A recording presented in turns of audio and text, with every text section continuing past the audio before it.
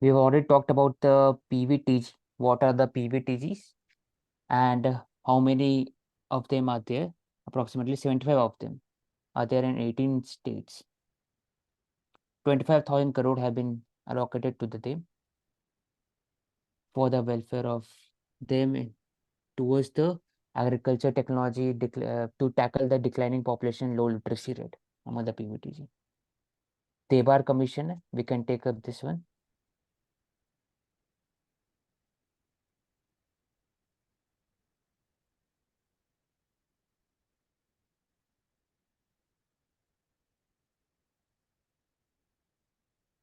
Navy chief flags fragile situation in South China Sea. तो basically Divya South China Sea में problem है क्या? What is the problem in the South China Sea? जो यहाँ लिखा हो चाइना की डोमिनेंस ज्यादा होता है, वो कंट्रीज को जितना ट्रेड होता है उसी के थ्रू होता है, इंपोर्ट एक्सपोर्ट, तो उसके ऊपर चाइना की डोमिनेंस की वजह से प्रॉब्लम रहती है।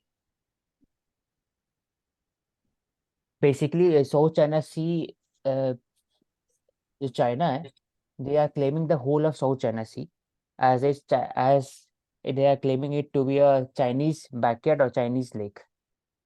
And उसमें जो EEZ है, ऐसे इकोनॉमिक एक्सक्लूसिव इकोनॉमिक जोन है, उसमें भी चाइना ने आर्टिफिशियल आइलैंड बनाया है और उसके ऊपर भी क्लैशेस होते रहते हैं बाकी सब कंट्री के साथ.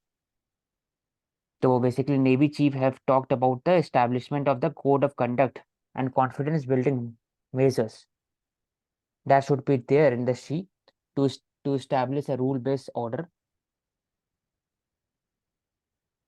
He says the Indo-Pacific is the most militarized in the world and there is a competition among the countries for the more resources and more EEZ etc.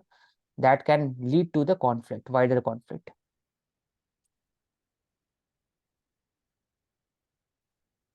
Gulf of Aiden है का दिव्या? मानसी आप बताना फिर. ठीक है,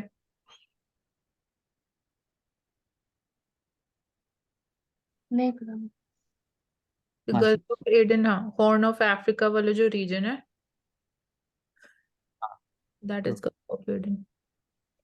it is connecting Basically, Arabian Sea and via the Suez Canal, it gets connected to the Mediterranean Sea. नहीं वो तो आगे रेड सी ना. Gulf of Aden connects Red Sea and Arabian Sea हाँ, वो उस तो तरफ में. हाँ, मैंने दोनों दोनों साइड बता दिया ना. हाँ हाँ ठीक है.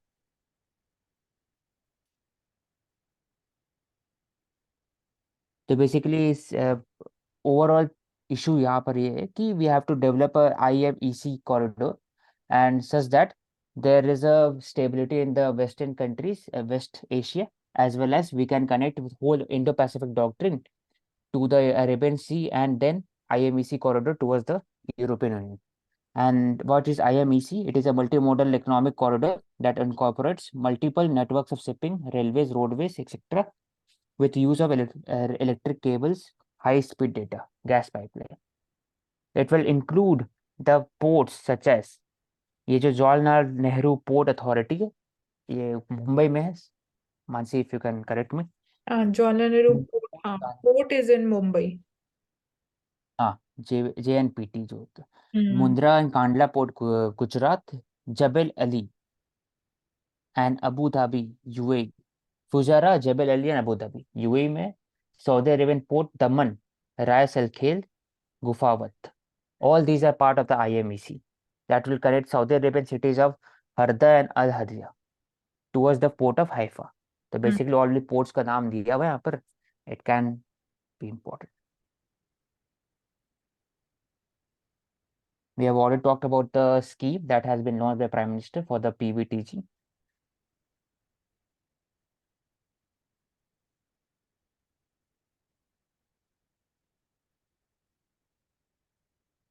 He says that Jharkhand has been showered with scheme 50,000 and has become the country with this first state with 100% rail electrification.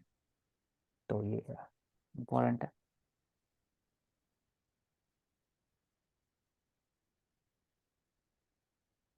We can say the role of the CBDT, the Central Board of Direct Taxes, in seizure of cash in 5 poll bond state। अभी जो पोल होने वाला है in different state जैसे छत्तीसगढ़, मध्य प्रदेश, राजस्थान, तेलंगाना, मिजोरम, वहाँ MCC लग चुका है। तो वहां पर 953 crore of cash have been seized. Cash को यूज किया जाता है कैश फॉर वोट के तहत में। It is a legal operation for influencing the voters. तो औशिक, ये जो पैसा सीज किया जाता है इसका फिर अल्टीमेटली होता क्या है?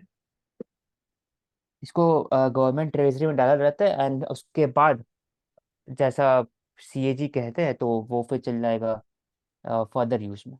मतलब अगर डिजास्टर रिलीफ में आ सकता है, कहीं ना कहीं फंड में चल जाएगा। हाँ, रिलीफ फंड में। हम्म।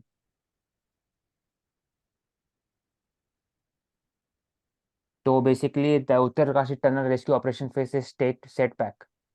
Now bigger machine is phloem from Delhi.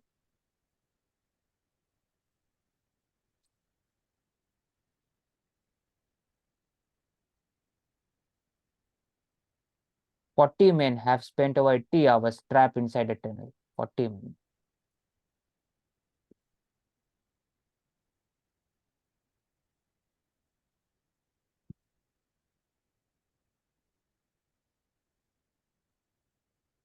Hmm.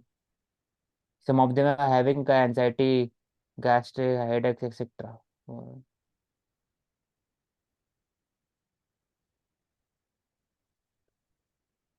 Supreme Court had asked the center to make model for girls' toilet in proportion to the number.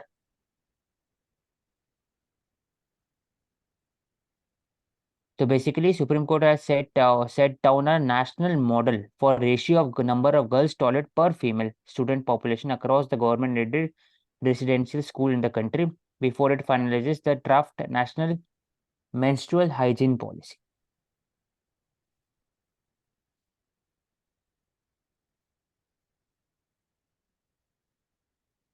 So according to this policy, sanitary napkin will be made available to the female student in the school, and it will be distributed from the class 6 to 12. Separate toilets will be built, and in the residential areas, awareness will be taken for the maintenance of the toilet.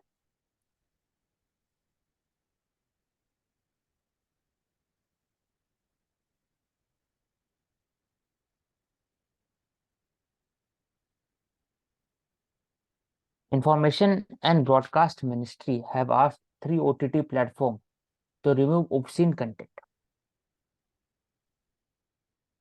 तो basically जो हम लोग बात करते हैं regarding the ethics or regulation of the OTT content, basically movie and other areas are regulated by Information and Broadcasting Ministry, उसमें CBFC होता है। लेकिन आई थिंक OTT के लिए ऐसा कुछ है नहीं। इसके लिए there has to be some form of self regulatory measures. वो भी देखा जाता है कि कहीं ना कहीं वो लैक करता है।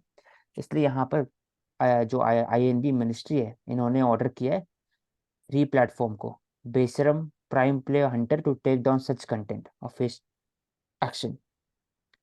They are found to be prima facie obscene and borderline pornography content. तो ऑलरेडी सेक्शन मेंशन्ड है किसमें, IT रूल्स 2021 उसके अंदर में ये section 67A 67 etcetera, and it ensures compliance.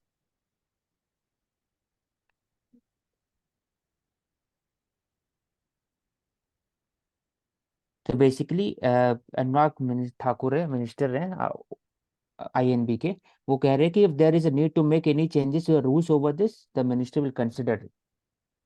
तो अभी रूल ऐसे बनाया नहीं गया है, इसको किया जा रहा है। तो इसका ओवरऑल एक समझ में आता है कि we need more regulation. First there should be a self regulation, उसके बाद फिर एक CBFC टाइप प्लेटफॉर्म होना चाहिए जहां पर OTT के हिसाब से OTT में जो कंटेंट है उसको रेगुलेट किया जाए, या फिर CBFC को ही लार्जर मैंडेट दिया जाना चाहिए हाँ, मतलब अकॉर्डिंग टू सेपरेट वहां से। बॉडी का इतना कुछ वो नहीं है मेरे हिसाब से भी। हाँ CFC की पावर्स और एक्सपेंशन ही करनी चाहिए, क्योंकि वी आर सीइंग कि मूवीज भी इसी मतलब OTT प्लेटफॉर्म्स पे अवेलेबल रहती हैं, तो इवन जो सीरीज हैं या जो OTT पे रहती है तो उसको CBFC रेगुलेट कर सकता है। यस, इसमें लिखा हुआ कि draft broadcasting bill fails to address the conflict of interest that remains a key problem in the sector.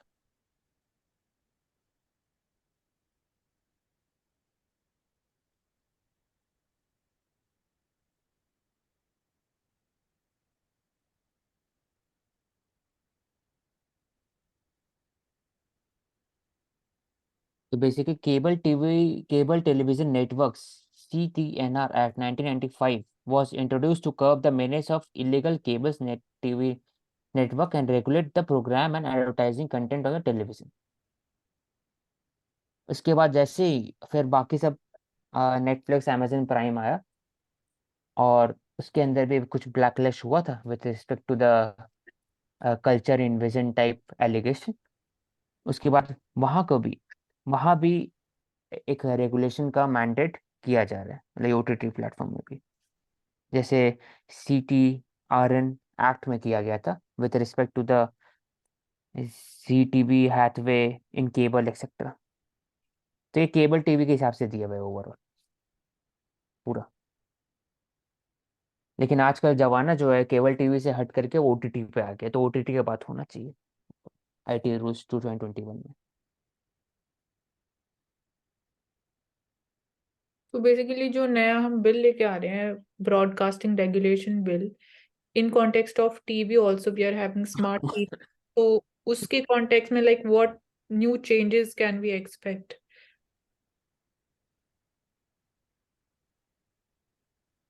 Basically जो कंटेंट है, the responsibility should be on the content maker, ये होना चाहिए, और प्लेटफॉर्म पर नहीं होना चाहिए responsibility.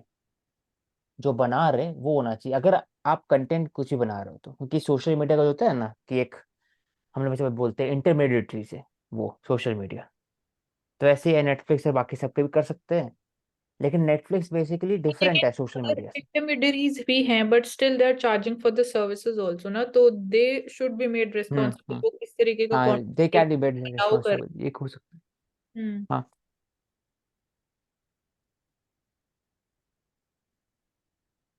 we have already taken up this one. There is a wider gap regarding the export and import. India exported around $33 billion, where imported around $65 billion. Trade deficit have been witnessed.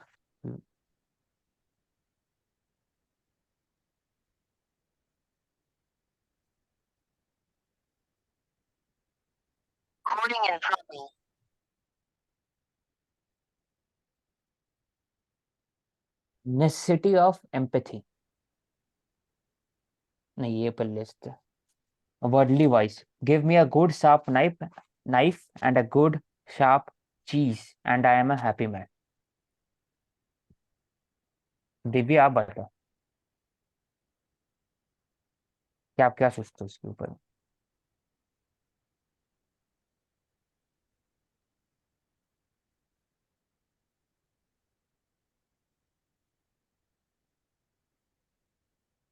इसमें औषिक दो चीजें ले सकते हैं। पहला, इसको हम negative side में भी ले सकते हैं और पॉजिटिव साइड में भी ले सकते हैं। तो हम्म थोड़ा जैसे पहले पॉजिटिव साइड में देखते हैं। Give me a good sharp knife and a good sharp cheese and I am happy man. तो बेसिकली ये दिखाता है कि किस तरीके से एक आदमी को अपना जीवन जीने के लिए अगर उसको बेसिक अमेनिटीज प्रोवाइड कर दी जाए, उसका कैपेसिटी डेवलपमेंट कर दिया जाए, तो वो आदमी अपनी जिंदगी का गुजर बसर हैप्पी होके कर सकता है। अगर हम इसमें एलिमेंट्स की बात करें तो इसमें वही, अगर हम क्लाइमेट चेंज की बात करते हैं तो हमें टेक्नोलॉजी मिल जाए और हमें क्लाइमेट फाइनेंस मिल जाए तो हम एक हैप्पी जिंदगी जी सकते हैं, एक एनवायरनमेंट फ्रेंडली जिंदगी जी सकते हैं। इस तरीके से हर एलिमेंट, अगर टेररिज्म की हम बात करते हैं तो उसमें हमें इंटेलिजेंस शेयरिंग मिल जाए और ग्लोबल कोऑपरेशन मिल जाए टेररिज्म के ऊपर, और तुम्हारा जो डिफेंस अपरेटस है वो स्ट्रेंथन हो जाए, तो हम एक हैप्पी और एक सिक्योर कंट्री या सिक्योर ग्लोबल ऑर्डर देख सकते हैं। तो कंटेक्स्ट इसमें हम बहुत सारे डाल सकते हैं, लेकिन ये बेसिकली स्टेटमेंट यही अथोराइज करना चाह रही है कि कुछ चीजें अगर हमें दे दी जाएं मिनिमम, तो हम उससे एक हैप्पी जीवन जी सकते हैं। और तो ये मैं बोलूंगा। हाँ, आप यहाँ कुछ पे ऐड करना चाहते ठीक हैं? है, मैं मानसी इसमें आप बोलो फिर एक मैं। ऐड चीज करूंगी कि जैसे प्रवेश ने बोला कि बेसिक नेसेसिटीज की तरफ पॉइंट आउट कर रहा है, बट एक्चुअली वो हो नहीं पाता है। मतलब if we actually restrict ourselves कि we are happy with in what we are getting, या बेसिक सर्विसेज भी फुलफिल हो रही है, तो नीड और ग्रीड वाला जो एलिमेंट है मैं इसमें वो और ऐड कर दूंगी। ठीक है, मैं बताऊंगा इसमें कि इसमें मैं ऐड एक ही चीज़ करूँगा, बाकी तो प्रवेश ने मल्टी डायमेंशन एरिया में ले लिया। इसमें कि जो बेसिक नीड होता है और जो बेसिक नेसेसिटी होता है वो डिफरेंट होता है ह्यूमन का। गांधी का कोट भी है यहाँ पर, गांधी जी का। तो हैप्पी मैन तो मैं बनूंगा, लेकिन जो ह्यूमन टेंडेंसी होता है for the respect to the capturing of natural resources, exploitation of natural resources, या किसी को कंट्रोल करे या फिर किसी पे वॉर करे, वो बेसिक नेचर ऑफ ह्यूमन है अंदर में, डीप रूटेड बेसिक नेचर है। वो बाहर निकल के आता ही है कभी ना कभी। तो आई थिंक उस पर काम करने के लिए ultimately we have to work on mind, we have to work on our spiritual aspect also. तो ये सबके लिए बात कर सकते हैं। फॉर एग्जांपल ह्यूमन का क्लाइमेट चेंज से रिलेटेड जोड़ सकते हैं, टेररिज्म को जोड़ सकते हैं कि आइडियोलॉजी हो गया, बेसिक जो थिंकिंग है, थिंकिंग वो उससे हो गई। तो डीप रूटेड जो होगा अल्टीमेटली ट्रांसफॉर्मेशन ऑफ इंडिविजुअल होगा। उसी तरह से हम हैप्पी मैन बन सकते हैं। मैं बताऊंगा, सिर्फ ये जो बात हो रहा है सिर्फ फिजिकल एस्पेक्ट का बात हो रहा है कि साफ नाइफ मिल जाए और खाना मिल जाए और हम लोग कर सकते हैं। लेकिन ओवरऑल जो लाइफ स्टाइल चेंजेस है, जैसे क्लाइमेट चेंज में देखा जाए तो लाइफ मिशन है। पॉलिटिकल अगर देखा जाए टेररिज्म में, तो वहाँ पर मानसिकता का चेंज है। विमेन से रिलेटेड देखा जाए तो वहाँ पर एटीट्यूडनल चेंजेस है। अगर खुद का देखा जाए तो खुद का बिहेवियर और स्पिरिचुअल चेंज है। तो उस पर बात करना चाहिए। एक को मेरे को यहाँ पे प्रवेश। कंफ्यूज, यहाँ पे जो टर्म्स यूज की गई, शार्प नाइफ और शार्प चीज बोला है, मतलब खाली नाइफ और चीज भी हो सकता था। तो शार्प वर्ड को कैसे इंटरप्रेट करोगे? मतलब in the context of administration and governance. मतलब मैं बात करूंगा कि ये पर्टिकुलर मतलब कि सही है, अच्छा है, ये बेस्ट है। मेरे पास हाईली इफेक्टिव टूल है बेसिकली, हाईली और मैं इफेक्टिव इसी को टूल जो क्वालिटी की ओशिक दोनों। बात। बात बोल रहे हैं, मैं इसी और को थोड़ा, हाईली इफेक्टिव रिसोर्सेज है मेरे हाँ, पास। मैंने जो ओशिक ने बात बोली मैं उसी को थोड़ा सिंप्लीफाई करके बोल देता हूँ। शार्प नाइफ और शार्प चीज का मतलब यहाँ पर ये है कि जो आपको दिया जा रहा है उसके अंदर लूप होल्स नहीं है। हाँ, ये भी बोल सकते हैं। ठीक है, दिव्या और आंचल आपको कुछ ऐड करना है शॉर्ट में, या फिर आगे बढ़ूंगा? इसमें स्किल्स का भी तो ला सकते हैं ना, कि अगर स्किल होगी तो आप ज्यादा अच्छे से मतलब अपनी डेली बेसिक नीड को पूरा कर सकते हो, तो वो एक शार्प नाइफ की तरह हो जाएगी। हाँ, आंचल एजुकेशन मतलब वो जैसे ले बात सकते सही कहते हैं, स्किल भी हैं। ला सकते हैं। और हम्म। कैपेसिटी डेवलपमेंट की जब मैंने बात करी थी तो मैंने, हाँ, वो भी मैंने स्किल और का भी थोड़ा। शार्प चीज को कॉन्टेक्स्ट में हम उसको इंटरप्रेट कर सकते हैं in the context of food fortification. मतलब गवर्नेंस के पर्सपेक्टिव से भी अगर हम एक व्यू पॉइंट लेके चले, इसको भी हमने in the context of individual ज्यादा डिस्कस किया, तो वो भी ऐड हो सकते हैं। लाइक डिस्ट्रीब्यूशन ऑफ रिसोर्सेज कैसे हो रहे हैं। ओशिक ये लेते हैं से इंडियन चीज।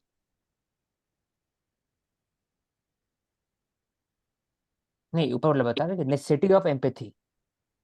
ठीक है, तो यहाँ लिखा हुआ कि reduction of complex political and humanitarian crisis in West Asia to an us versus them, binary needs to stop urgently. ये अच्छा दिया हुआ है कि अस वर्सेस देम। ऐसे कि अगर देखा जाए तो हम लोग हर जगह ऐसे ही हो रहा है कि लेफ्ट वर्सेस राइट, अगर आप सब ऐसे अगर आप जोड़ सकते हो हर चीज में। तो अस वर्सेस देम, उसमें हम लोग क्या करते हैं, इंडिविजुअलिटी जो है ना उसको खो देते हैं। हम लोग सबको एक ग्रुप आइडेंटिटी में देखते हैं, हर जन को, चाहे एलजीबीटी है उनका एक एक सोच है, एक ही टाइप सोच है। विमेन का एक ही टाइप सोच है, मेन का ऐसी ही सोच है। तो ये हर जगह आता है बेसिकली। तो वहां पर इसी में बात करें कि कॉम्प्लेक्स पॉलिटिकल आइडियोलॉजी है और एक तरह सबका सोच अपना डिफरेंट है। आप कुछ आपको हर इंडिविजुअल को देखना चाहिए। इसलिए सिंपैथी और एम्पैथी इंपॉर्टेंट है, क्योंकि हर एक इंडिविजुअल का जान इंपॉर्टेंट है रादर देन ग्रुप का। तो ये रहेगी। ये तो स्पेसिफिक दिया हुआ है गाजा और हाँ, उससे मैं रिलेटेड इतनी दिया हुआ ज्यादा है इंसिडेंट्स क्या हुआ? नहीं, मैं बोल रहा हूँ कि वो थोड़ा एग्जाम्पल्स दिया इंडियंस का। तो चीज मेकिंग कल्चर की हम बात कर लेते हैं। तो cheese is recognised on a prestigious global platform and country can finally take its place in the cheese making cultures across the globe. तो हम देखते हैं कि किस तरीके से जो नॉर्वेजियन कंट्रीज हैं और जो वो किस तरीके से मिल्क और डेयरी इंडस्ट्री में उनका एक अहम भूमिका है। और चिरुपी basically is a yak cheese made in the Himalayan region for centuries. Kalari is a hard cheese found in Jammu and Kashmir which is obviously prepared by the nomadic communities. तो हमारे यहाँ भी कुछ क्वालिटीज है, तो वन डिस्ट्रिक्ट वन प्रोडक्ट के अंतर्गत मतलब we can promote this and can link this with the global supply chain to increase the farmers income, especially the dairy farmers. और कोई अगर ऐसा चीज़ है जो बहुत ज़्यादा स्पेशल है इंडिया में, तो उसको जीआई टैग में मिलना चाहिए, वो तो तब Yeah, so as per the geographical specifications. ये भी ले सकते हैं। In addressing the climate change, we must not forget to secure our children's future. Amplifying their voices and needs in the climate conversation is not just an environmental imperative but also a moral one. For if we fail our children, we fail in the most profound way imaginable. तो Imaginable. ये बताना चाह रहे हैं कि जो future है will be at stake if we do not act now. अगर एक लाइन में बोला तो सबका फ्यूचर खराब होने वाला है अगर हम लोग सही काम नहीं किए। It is not a basically survival also but also is a moral one कि हमें सिर्फ अपने बारे में नहीं सोचना चाहिए, बाकी दूसरे बारे में सोचना चाहिए। सो सेल्फलेस एटीट्यूड भी डेवलप करना चाहिए with respect to climate change. तो अब हम देख जिसमें सकते हैं कि इंडिया के अंदर जो इंडियन अल्कोहल पॉलिसी है वो सिर्फ 3 ही मुद्दों के ऊपर ड्रिवन रहती है। दैट इज द मोरालिटी की पीनी चाहिए नहीं पीनी चाहिए, एंड देन द रिलीजन की सही रिलीजन बात। सैंक्शन देता है, और तीसरा कि रेवेन्यू कितना आता है। That also comes as far as the government sector is concern, but never by public health. क्योंकि ऐसा देखा जाता है कि alcohol is not a beverage only, alcohol sometimes acts as a medicine, but yes, overdoses of alcohol leads to various problems like cardio disease and diabetes also. तो alcohol use भी होता है और अब्यूज भी होता है। So this is a rim which we can use, and most national surveys जो हुए हैं लास्ट 5 years में, उन्होंने ये बताया कि 20 to 25% of the man and 1 to 2% of the women consume alcohol, and 1 in 5 of them are dependent or indulge in the harmful use and need treatment. तो basically India का जो कल्चर है, India के कल्चर में ये देखा जाता है कि जो अल्कोहल है उसको एक फेस्टिविटी के तरीके से भी, इंजॉय के तरीके से भी देखा जाता है, एंड उसको एक बैलेंस वे में नहीं लिया जाता है, उसको एक अनबैलेंस वे में लिया जाता है, जिसकी वजह से ड्यूज फैमिली में बढ़ जाते हैं और मतलब जो फैमिली है वो पॉवर्टी की कगार पर पहुंच जाती है। तो multiple huge tragedies we see in the state, particularly in the state of Bihar, has gone into the business of selling alcohol to its state. So Bihar is considered the first state who banned the alcohol, but despite that, नहीं पहले the ban was taken aback because of the intrastate and interstate supply of the alcohol, despite the administrative prohibition orders. And now there's a we can say that there is a high level of tax over the alcohol, which is considered a moral suasion policy by the government agencies to prevent the use of alcohol. And a public health approach to curb alcohol use follows approach for tobacco control. यानी अगर आप उसके ऊपर advertisement अच्छा से लगा देते हैं तो वो बेसिकली ज्यादा इफेक्टिव है rather than complete ban of the alcohol. Like limiting access आप दें, लाइसेंसिंग एंड एज बार रखें, रेजिंग टैक्स जो अभी हो रहा है, मार्केटिंग में और उसकी अवेयरनेस के लिए मतलब उसको प्रोहिबिट करें और अवेयरनेस जनरेशन के लिए काम करें। तो इसमें स्कूल लेवल से लेकर के, और मुझे लगता है कि जो कॉर्पोरेट सेक्टर है वहां तक भी बहुत अहमिका है। तो bottom to up approach is very much required as far as the appropriate usage of alcohol is considered in the Indian society. Basically ये ओवरऑल ये कहना चाह रहा है कि हम लोग सिर्फ और सिर्फ बात करते हैं religious aspect, moral aspect etcetera और रेवेन्यू एस्पेक्ट, हेल्थ एस्पेक्ट नहीं लेके चलते। तो ऐसे भी ओवरऑल कम करना चाहिए। Alcohol is not for good for health, तो उसको कम करना ही चाहिए। और कैसे किया जाए तो उसमें तरीका दिया हुआ है, इसमें अवेयरनेस इंपॉर्टेंट पार्ट है रादर देन बैनिंग करके कुछ कुछ जगह सक्सेसफुल है, लेकिन वहाँ पे मिलता ही है। हुज स्ट्रैटेजी हो रहे, बिहार में भी हो रहा है, तमिलनाडु भी हो रहा है, गुजरात में भी होता है। तो And obviously, Oshik, there should be uniform policy on the pan-India level, because what we see during the COVID period, that in the Delhi government under the special excise policy, the inventory and the stock of the alcohol was given, 1 bottle, 1 free. So that was the excise policy, because of which the government was criticized, and some of the ministers were sent behind the bars also.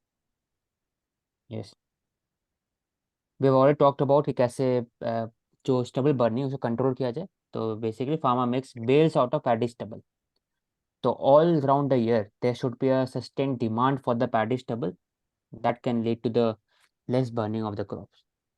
लेकिन ऐसा होना दिक्कत है until unless there is a alternative or industry based out of bales.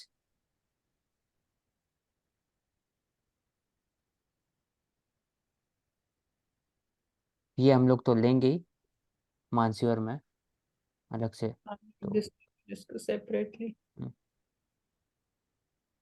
Manipur tribal core group gives ultimatum, will set up self government.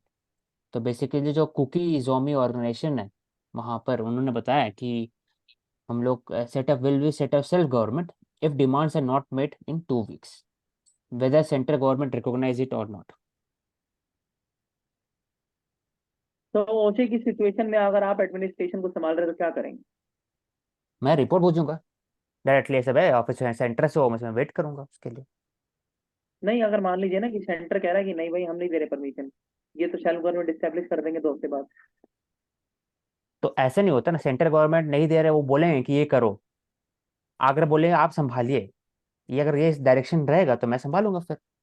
मैं वही तो तो soft, हाँ, तो बोलेंगे, ऐसा नहीं कि मैं नहीं कर रहा हूँ, ऐसा नहीं हो सकता. वो ऑब्वियस बात है कि वो मिनिस्ट्री ऑफ होम अफेयर के अंदर में आते हैं और साथ एनआईए रहेंगे, सीबीआई रहेंगे, किसी ना किसी रिकमेंडेशन के थ्रू आएगा कि आपको डील करना है या आपको कुछ स्पेसिफिक दिया रहेगा कुछ ना कुछ जिसमें मैं काम कर सकता हूँ इसमें.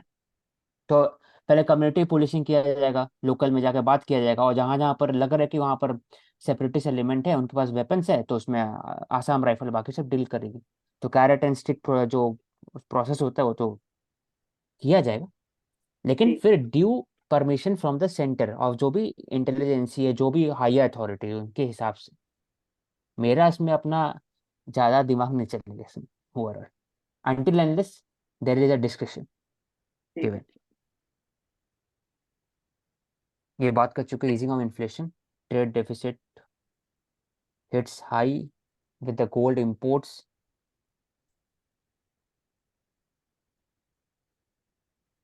So why, Mansi, there is a surge in the Indian gold imports? I have told Pravesh कि it can be during this particular time, it can be because of the festival season, और gold prices भी increase हो रहे, तो इसलिए वो मतलब double whammy हो गई एक तरीके से.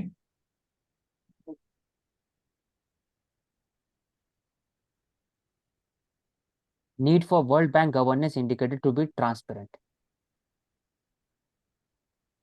हमने देखा था कि ईज ऑफ डूइंग बिजनेस है, इसमें कैसे वर्ल्ड बैंक का ही था ease of doing business, and there was some case of allegation on the issue of corruption where ease of doing business indicator gave preferable terms to the Chinese.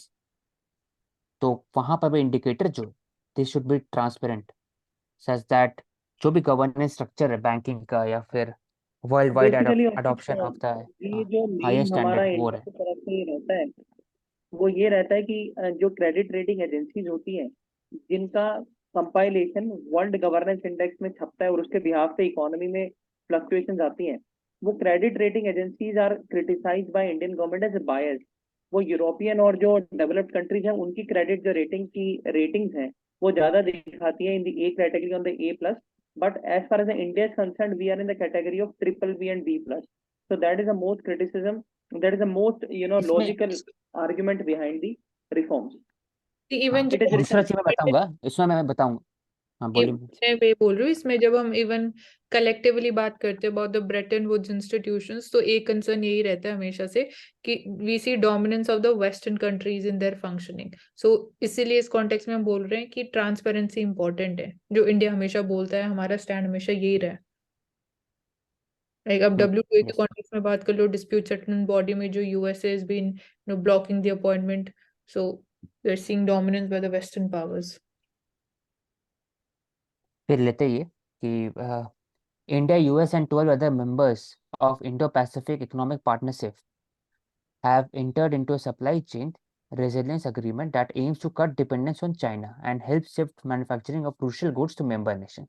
Basically China+1 strategy जो था, अब है कि सिर्फ accept China all strategy basically इसको हो रहा है. 14 countries are part of the IPF. IPF is important, we can write in the answer.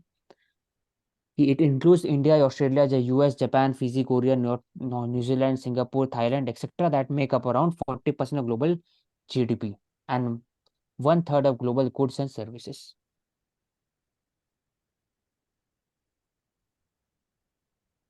It is for 4 pillars such as trade, supply chain, clean energy, and clean economy.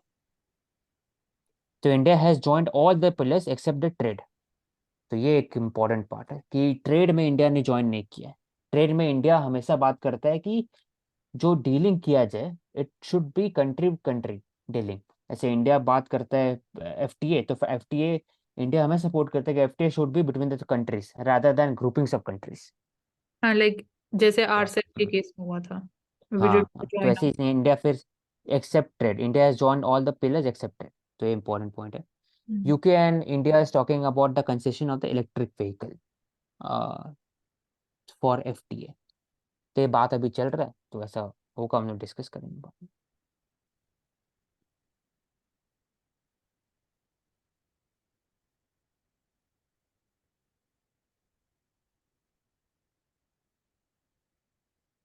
APEC, Asia Pacific Economic Cooperation.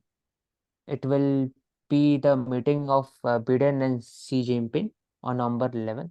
That began in November 11. And APEC is a regional economic forum that was established in 1989 to leverage the growing interdependence of Asia Pacific and greater prosperity of people of regional economic integration. 21 countries के अंदर में. It also includes the Taiwan and Hong Kong. Countries are Australia, Brunei, New Zealand. Basically पूरा Pacific region countries हो गया. और ऐसे IOR बोलते हैं ना कि इंडियन ओशियन रीजन कंट्रीज, तो उसमें जो सराउंडिंग कंट्रीज वो होता है, वैसे ही एपेक है, पैसिफिक रीजन सराउंडिंग कंट्रीज है. जापान, साउथ कोरिया, रशिया, वही पूरा. तो basically this group champions free trade, lowering of trade tariff, economic liberation, etc. Seoul Declaration, in which the proclaimed countries talk about the Pacific Rim as a area of free trade area. India made a formal request to join APEC in 1991, लेकिन बाद में फिर India ने अभी, लेकिन India part नहीं है sir APEC का फिर भी.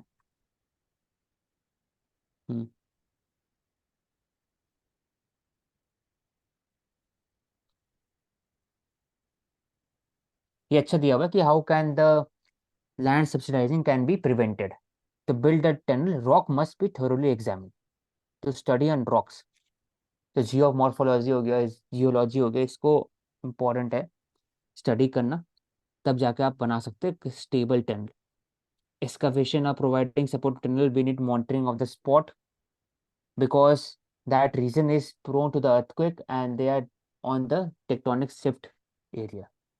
तो इसलिए फ्रेजाइल रीजन है वहाँ पे. वही पता ना, 2 फ्रेजाइल रीजन है ये.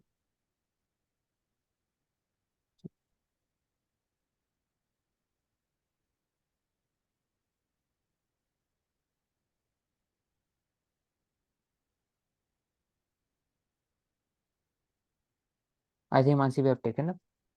You can share finance express. Okay, screen sharing allow कर दो.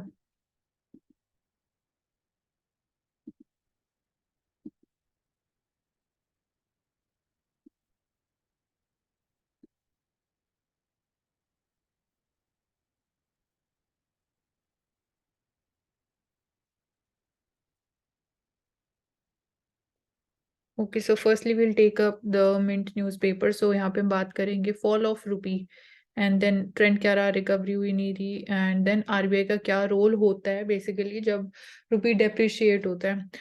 So this is the trend basically. 1st of January 2021 में the value was 73 rupees, and here we see कि 15th of November 2023, we can say 2 years में it has depreciated by almost 10 rupees. So 83.15 is the value of Indian rupee right now vis-a-vis $1. So it has like now recovered a little, but it has been more or less around this level only, 83 rupees against $1. So by how much we have seen कि it is almost 12% depreciation हुआ है. So RBI को क्यों intervene करना पड़ता है in forex market जब specifically rupee depreciate होता है? So basically fall in the value of the rupee tends to benefit exporters. तो एक्सपोर्ट्स हमारे ज्यादा कॉम्पिटिटिव हो जाते हैं when rupee depreciates, but compare to that we see imports और एक्सपेंसिव हो जाते हैं. So this is not good for even अगर हमारे एक्सपोर्ट्स कंपेरेटिवली ज्यादा हैं compare to the exports comparatively ज्यादा है कंपेयर टू द इम्पोर्ट्स, तो then it is a benefit. But यहाँ पे एक टाइम लैग एग्जिस्ट करता है. वी सी की इम्पोर्ट्स पे ज्यादा जल्दी इफेक्ट देखने को मिलता है, तो इसलिए जो ट्रेड डेफिसिट है it also tends to get more widened. So like everything else in the economics there is a flip side as well. So weaker rupee means imports also become expensive. This is I told you. So that is why basically RBI को market में intervene करना पड़ता है. RBI का role जो रहता है it sells dollars into the market so that rupee strengthens, and in return RBI अगर डॉलर सेल कर रहा है मार्केट में तो उसको कुछ अमाउंट ऑफ रुपीज भी बाय करने पड़ते हैं in order to slow down the depreciation of the rupee. मतलब कि ये एक्सचेंज काइंड ऑफ तरीके से things function out. And similarly in this context we also discuss about the sterilization of the economy जो RBI करता है, so that again अगर इसका ऑपोजिट होता है जब RBI डॉलर्स बाय कर रहा है तो उसको इकोनॉमी में रुपी और सप्लाई करना पड़ता है इन एक्सचेंज ऑफ जितना वो डॉलर रुपी से मार्केट से एक्सट्रैक्ट कर रहा है. तो अगर रुपी वो सप्लाई करेगा तो ऑब्वियसली उसकी वजह से इन्फ्लेशन और इंक्रीज हो सकती है. तो दैट इज वाई इन्फ्लेशन को कंट्रोल करने के लिए RBI फिर मॉनेटरी मेजर्स लेता है, तो इसको हम स्टरलाइजेशन ऑफ द इकोनॉमी बोलते हैं. देन फैक्टर्स की अगर हम बात करें जिसकी वजह से rupee has depreciated, so higher oil prices was one, उसकी वजह से basically this was one factor. Secondly we saw कि हायर इंटरेस्ट रेट्स जिसकी वजह से यूएस फेडरल रिजर्व में हम बात करते हैं इंटरेस्ट रेट आर्बिट्रेज. तो FPIs have been exiting from the Indian market, उसकी वजह से कैपिटल आउटफ्लो हो रहा है एट मेजर लेवल. सो दो बड़े फैक्टर्स हैं because of which we have seen rupee depreciating. So that's there. So how are things going to pan out? So once we start reducing the repo rate जो policy rate है, it means when we start adhering to the contractionary policy, वो तभी possible होगा जब हम inflation को control कर पाएंगे. So let's see when things are going to actually change. So till that time रुपये के ऊपर pressure उतना ही बना रहेगा. एक्सपोर्ट अपटर्न की अगर हम बात करें, so after a clocking string of negative readings export में basically we were seeing a slow down because globally demand was not that adequate level, क्योंकि ग्लोबल में भी इकोनॉमिक स्लो डाउन हो रहा है. Geopolitical risks are associated, we are seeing war like situations in different regions. West Asia में then Russia Ukraine war हो रहा है, and even we are seeing China में भी इकोनॉमिक स्लो डाउन हो रहा है, या इवन ताइवान स्ट्रेट में tensions are increasing, and Israel में already conflicts are going on. Then even Yemen में when we talk about, so regions are unstable. So उसकी वजह से basically we saw कि export growth के ऊपर उसका impact हमें देखने को मिला. But of late we are seeing कि exports are gradually now they have started to increase. So with this we also see जब भी हम बात करते हैं rupees has been depreciated by 12%, तो वो भी कहीं ना कहीं हमारे export competitiveness को और ज़्यादा help कर सकते हैं.